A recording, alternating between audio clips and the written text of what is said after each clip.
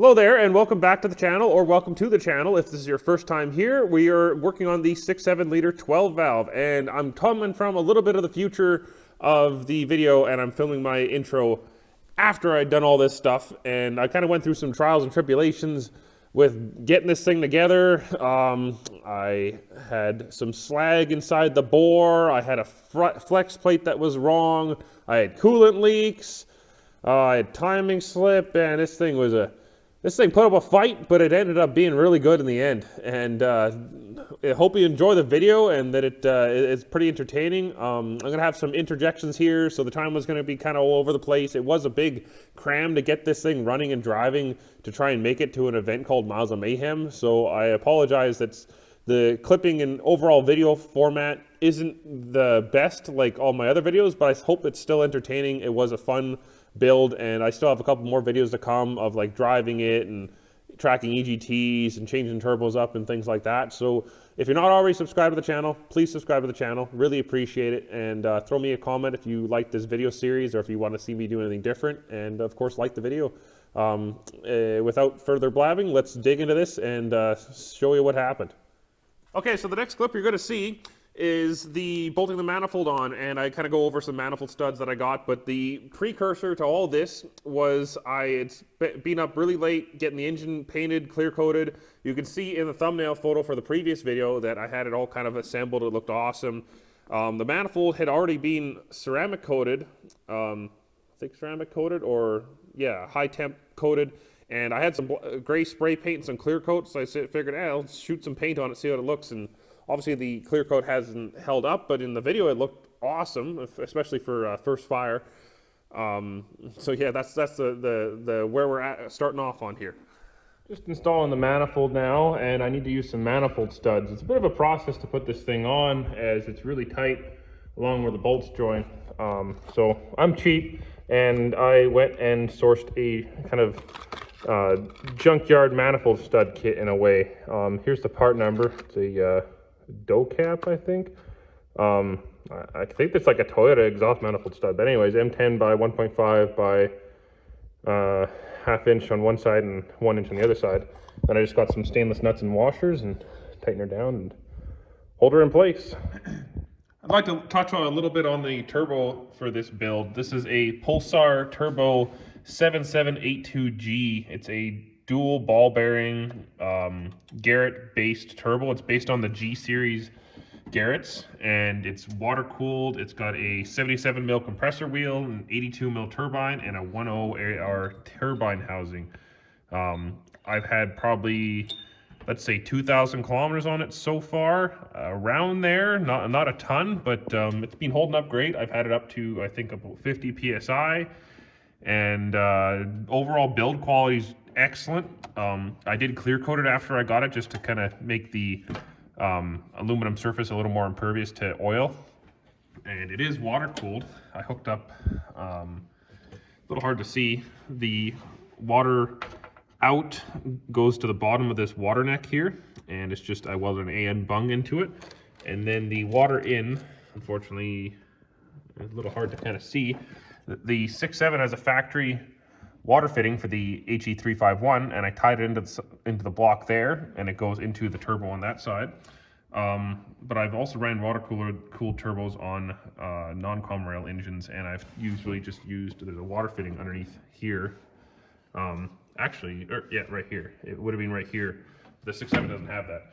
But anyways, yeah, really appreciate the sponsor help here.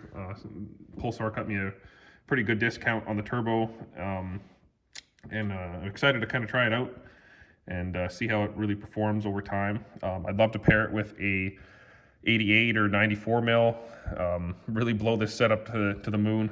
But yeah, I'm also a dealer for Pulsar as well. Like, I don't get a huge discount, but enough that if you hit me up, I might be able to save you a couple bucks or answer some questions with regards to turbo sizing or what might work good for you. But yeah, go check them out, Pulsar Turbo. Working on fitting things up here. I've got the manifold bolted up, the turbo's bolted up, and I actually had an S476 on this manifold before, and the charge pipe was already made, and it looks like it will match up pretty good, so I'll try it out. And then the downpipe actually had the same flange, so that's some more work saved. That'll be nice and quick for putting it in. The external gates I have here are not plumbed in. They're just kind of sitting on the manifold. I'm going to have to get a different top for them later, as I think these only hold about 30 psi. And then the oil feed will be the next thing to make. If you can kind of see it right there, there's the top of where it'll go into the turbo, and then the other fitting right here. And then the next thing I'm going to do here actually is the turbo drain.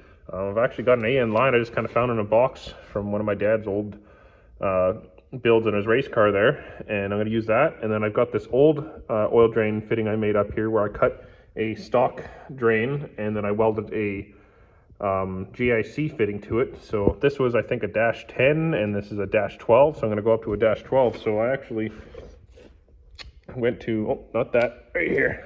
Went to a hydraulic fitting store and I just got this -12 GIC fitting, just an end like that.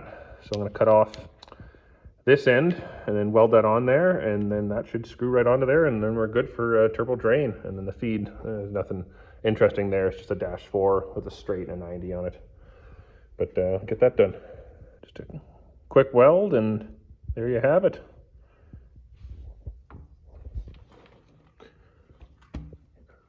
Nice tight fit using the original tube piece there. So I'll kind of tap it down with a rubber hammer a little bit here, and then should be good to slap her on.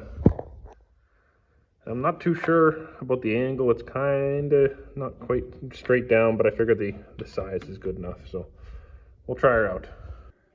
So another kind of custom aspect that you have to do for the 6.7 P-pump swap is the back pump support bracket. And you can't just not do this because this thing's a monster. And I did a P-pump 24 valve on a buddy's truck one time. We didn't have a pump support bracket, and it ended up, I think the pump flexed so much this back cover actually came off. So I'm definitely putting it on this.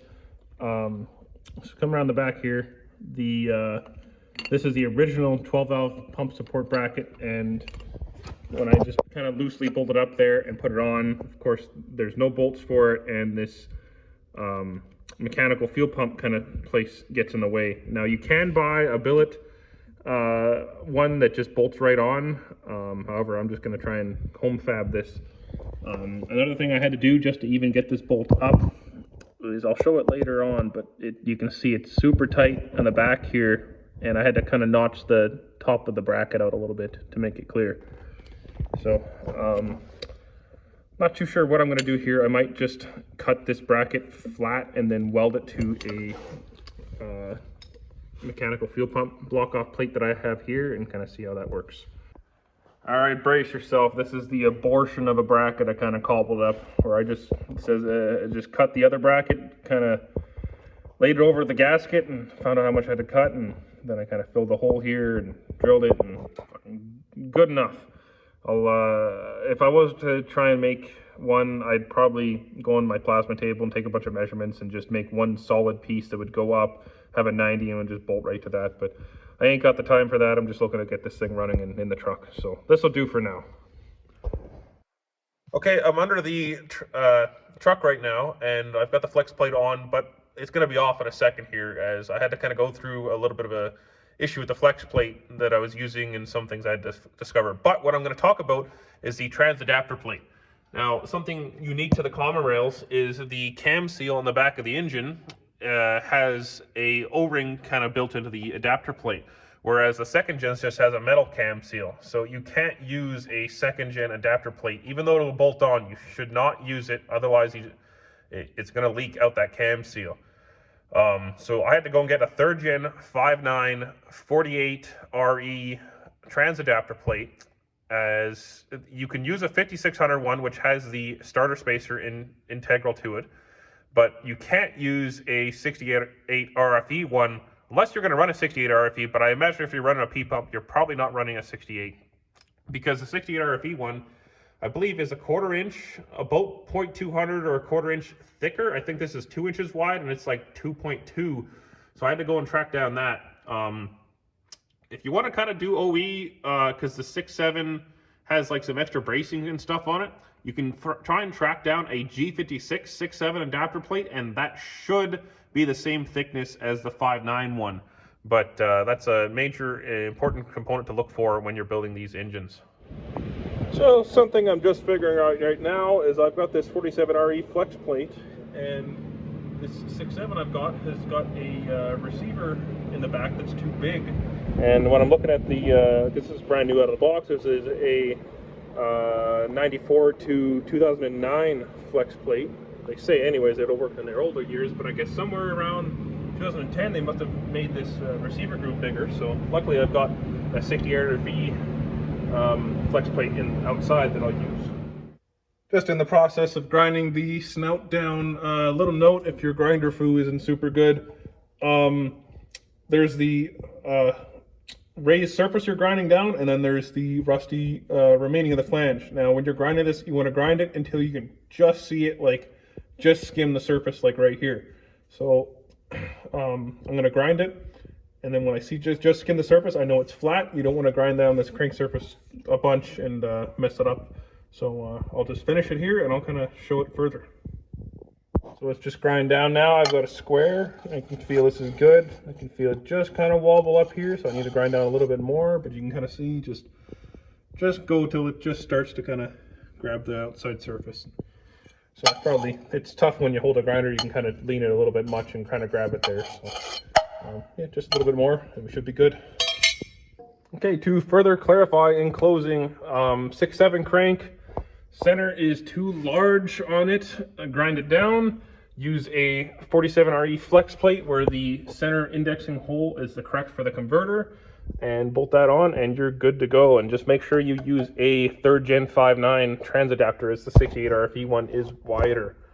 Okay, so it doesn't come into play in this particular video, but later on when I do put coolant in the engine, the back of the gasket here, the 6.7 block has a water hole that the 12 valve head doesn't clamp on, because the whole kind of back part of this gasket and the way the cylinder head is doesn't clamp on it. Well, it's not an issue for all the other ones. So I had to kind of make this external press down kind of thing that bolts to the manifold, and it torques down and pushes on the gasket externally. And prior to even putting any coolant in the truck, I had tested with air and I pressurized the system and I made sure it held pressure, and I had to kind of tweak this thing over time to really get it to clamp down that gasket. There's a couple solutions to this. If you go with a high swirl 12 valve cylinder head, then like from Hamilton, they have the whole lower area filled in, so it just clamps down on the head. Another thing you can do is you could drill and tap the block for an MPT plug to then you want to mill that flat, and then I could cover that coolant port. Or you run a 24 valve head. But that's one of the major things I came up with, and I'd like to kind of just put it out in this video so you know. Well, here's the trials and tribulations of building an engine. I had a hard spot, and I barred it over after loosening all the head bolts, and well, the head's getting lifted by something in the cylinder. So we're gonna have to lift the head up and find out what's in there. Okay, so a little explanation for the previous clip as to what kind of happened afterwards. I got the head off and I noticed these little metal balls, and I'm thinking, well, what the heck, where did these come from? The best guess at the time I had was I was extracting the stud, and maybe a little glob of metal went inside the port on the off chance that one of the exhaust valves will open. But I don't think I barred it over after I set the timing, so it couldn't be that. What I think happened was I had a 12 valve that cylinder head came off of, and it detonated a piston, and it looked pretty much like this. This isn't the piston, but they look like this. Had a bent valve, and that detonated piston was hucking melted aluminum and such inside the intake plenum. And what I think, I got that head fixed, but I only decided just to fix just the one cylinder on it and left the rest of the head together. And I think a little metal ball from that one might have gone all the way from that cylinder up into the intake on the front cylinder there, and somehow still remained in there even after moving it around, cleaning it and what have you. And that, by just sheer luck, rolled its way into the engine and on top of the piston. I'm super thankful that I didn't try to turn the engine over, because I would have just bent a rod or God knows what would have happened. But pulled them out, cleaned it. Actually, I'll show a picture of what the bores look like after it kind of sat outside. Like, this engine's It's trying its best to die and not get born, but you'll be pretty surprised when it runs later that it runs as good as it does. So got it all together, got that changed out, did the fastest head torque job I've ever done. Lashed the valves, they didn't really move very much, and we're back in business. So the following clip's going to be the first start of it, so we're going to get to that. It is 1 a.m. and through a series of unfortunate events, I am here and I'm just starting to start the truck now. Hopefully things will go good. We had a lot of bad things up to this, but hopefully we'll have a good end to this night. I've got a starter rigged up, no wiring, no oil pressure, none of that stuff. Fast is rigged up to power here, and then I gotta manually hold the fuel shut-off solenoid up. Let's hope for the best.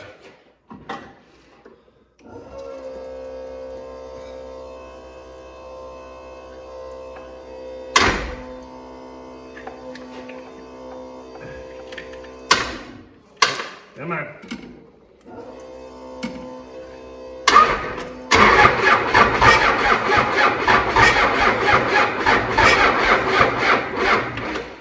Need a starter. Boost.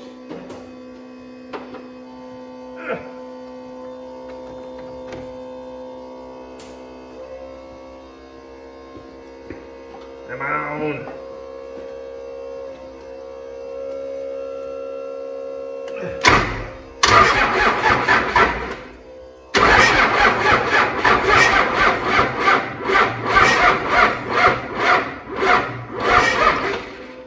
Battery sucks. All right, round 2 with the better battery. See what we can do. Right.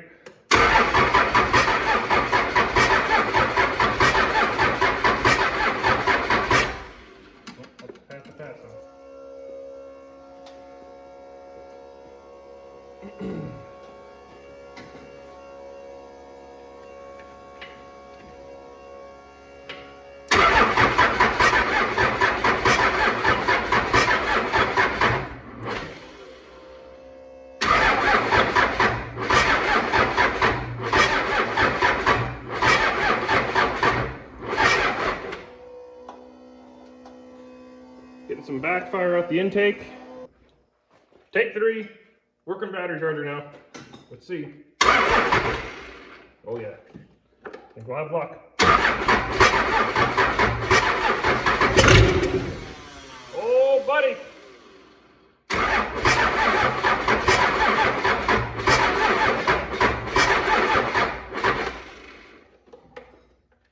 Oh. Not fast.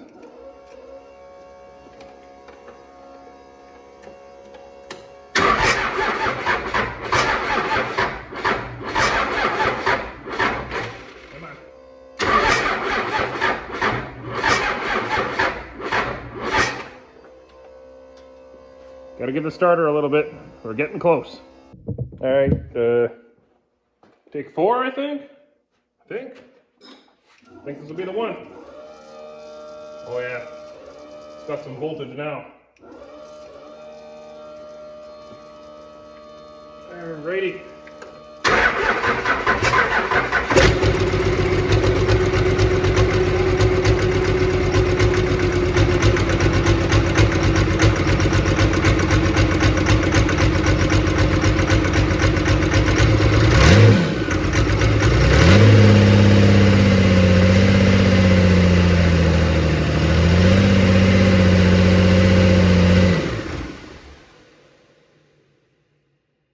Holy shit! It's alive and it works awesome. When I heard that thing run, that was such a huge relief. I was freaking shaking. Oh, it was great. I think I didn't get home till probably 2 o'clock, and I woke up pretty early because I wanted to get right back to it the next day. Since then, I've had it going for about 1,000, 2,000 kilometers, I believe, around there. And it's worked good. I've been battling getting timing set good. 30 was way too much, and then it slipped. And then I kind of put it where I thought was okay, and it ended up being too retarded. So I set it more advanced, and it was way too much. So then I pulled it back, and I finally hit the sweet spot Then it slipped for good, and I lost total track of where it was. So that kind of brings me to where I'm at today. I had to pull the whole front cover off, reset timing, remark it, and got it set to 20 degrees right now. I think is pretty good. It's running 5x20 injectors and the 13 mil P pump. I'm gonna try it out. I think I might actually switch to a stick shift now, as it was a auto, and I have a G56 with a fresh rebuild and a Clutch Masters aluminum dual disc. I'm thinking I'm gonna try just to kind of change it up, you know, see how the truck performs, and then maybe switch back to the auto later on. I flip-flop my mind all the time. Anyways, thank you for sticking by to the end of the video here. If there's anything you liked or any questions you have pertaining to the swap that I haven't covered in the video, please feel free to comment them below. I'll answer them as promptly as I can. And as a little reward for sticking to the end here, I'll end the video on a good note with this thing singing for a little bit. Thanks. Make sure you're subscribed, like the video, and